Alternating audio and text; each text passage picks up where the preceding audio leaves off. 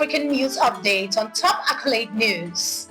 For headlines, Ruto stands firm on church construction commitments. Burkina Faso government denounces videos of alleged massacre. Sudanese court begins mass trial of AFRO-SPIRITUal collaborators. MAHAMA pledges major investments for northern Ghana.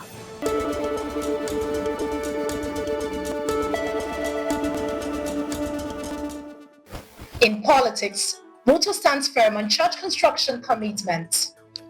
President William Ruto has defended his commitment to supporting the construction of churches across Kenya, despite criticism from some quarters. Speaking at the church service, Ruto reaffirmed his dedication to building places of worship, linking it to his broader development agenda, which includes affordable housing and education. His remarks come in the wake of controversy over his 20 million Kenyan shillings donation to the Jesus Winner Ministry Church, which sparked protests and raised concerns about the allocation of public funds. Critics questioned the prioritization of religious projects over pressing national issues such as healthcare. Ruto responded by framing his action as a part of moral initiative to address societal decay, while also emphasizing his administration's commitment to development. This latest development has reignited debates about the relationship between state and religious institutions in Kenya. Still in politics, Burkina Faso government denounces videos of alleged massacre.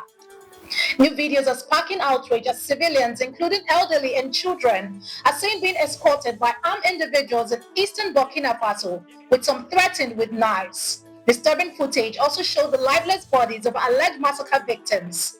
In response, the Burkina Faso government has condemned the spread of these videos, labeling them as misleading, a part of a political media campaign to stir ethnic tension. The government denied reports of ethnic massacres and reassured citizens of their commitment to peace and dignity. Meanwhile, a formal investigation has been launched into online hate speech and call for violence, particularly targeting the Fulani community. Authorities have urged the public to report any attempt to incite ethnic conflict. Moving on in politics, Sudanese court begin mass trial of AFRO-SPIRITUal collaborators. Sudanese right groups are sounding the alarm over the mass trial of individuals accused of collaborating with the paramilitary rapid support forces, warning the proceedings could turn the judiciary into a political weapon. Hundreds of individuals are already facing trial, with thousands more expected to follow. The trial are part of a broader push by Sudan's authority to prosecute those accused of supporting the RSF, raising fears that the process may be politically motivated. Right groups are closely monitoring the situation, with many questioning whether this is a legitimate pursuit of justice or a political purge.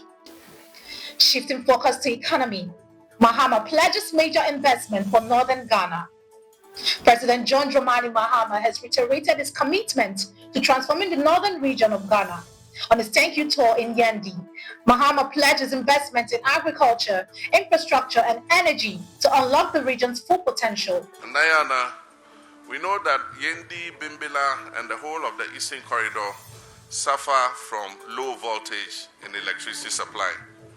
I've spoken to the Minister of Energy and Green Transition, and he has agreed that we should build another bulk supply point on the Eastern Corridor so that it will raise the voltage that Yendi and Bimbila and Kushegu and all of you receive.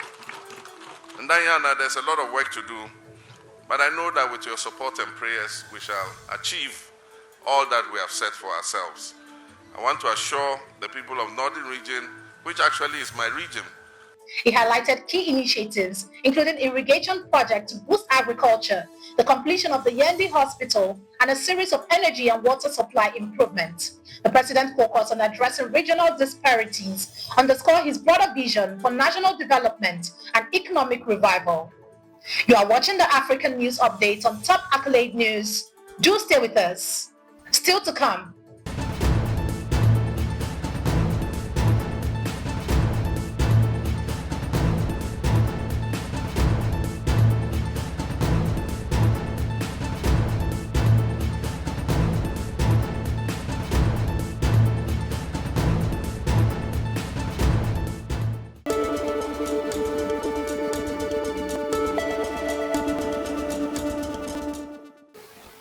Thanks for staying with us.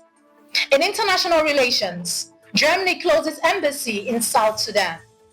Germany has temporarily closed its embassy in South Sudan's capital, Juba, amid growing fears of civil war as violence escalates. German Foreign Minister Annalena Baerbock announced the decision, citing concerns that the country's fragile peace and urging South Sudan's leaders to uphold the 2018 peace agreement. In response to the worsening situation, Malaysia and the US have issued warnings to their citizens, with Malaysia advising its nationals to stay alert and even consider leaving. However, South Sudan's government has reassured the international community, calling the situation calm and secure. As tensions rise, many foreign governments are closely monitoring the situation in South Sudan. Moving to security, 6 police officers killed in northeastern Kenya. In northeastern Kenya, 6 police officers were killed in an early morning ambush near the Somali border. The attack, which took place at 5:30 a.m. local time on Sunday, followed the typical tactics of the Islamist militant group Al-Shabaab, which frequently conduct cross-border raids. Garissa County Commissioner confirmed that 4 additional officers were injured and hospitalized. Al-Shabaab, an Al-Qaeda affiliate, has waged a long-standing insurgency in Somalia and regularly targets both Kenyan military and civilian population. The attack highlights ongoing instability in the region, with efforts to secure the border remaining critical.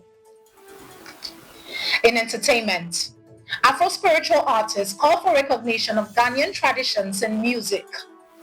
Ghanaian Afro-spiritual artist Inam is calling on her fellow musicians to embrace authenticity and celebrate their cultural heritage through music. Inam expressed concern about the growing trend of imitating Western sounds, stressing that embracing Ghanaian traditions will elevate the country's music globally.